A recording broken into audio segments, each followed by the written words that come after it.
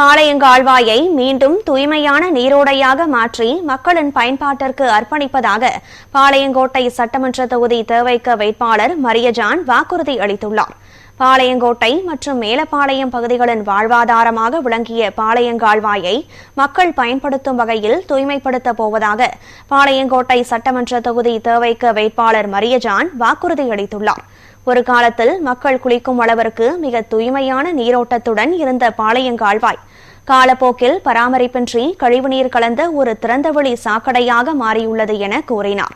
நகரின் கழிவுகள் நேரடியாக கலப்பதாலும் ஆகாய தாமரைகள் மண்டி துர்நாற்றம் வீசுவதாலும் அப்பகுதி பொதுமக்களுக்கு பல்வேறு உடல்நல பாதிப்புகள் மற்றும் தொற்றுநோய் அபாயங்கள் ஏற்பட்டுள்ளதை அவர் சுட்டிக்காட்டினார்.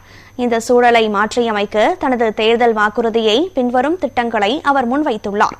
அதன்படி கால்வாயில் கழிவுநீர் கலப்பதை தடுக்க முறையான வடிகால் திட்டங்கள் செயல்படுத்தப்படும் என்றும் முதற்கட்டமாக கால்வாயில் உள்ள செடி கொடிகளை அகற்றி போர்க்கால அடிப்படையில் தூய்மைப் பணிகள் மேற்கொள்ளப்படும் என்றும் தெரிவித்தார். இவரது இந்த அறிவிப்பு இப்பகுதி மக்களிடையே பெரும் வரவேற்பை பெற்றுள்ளது.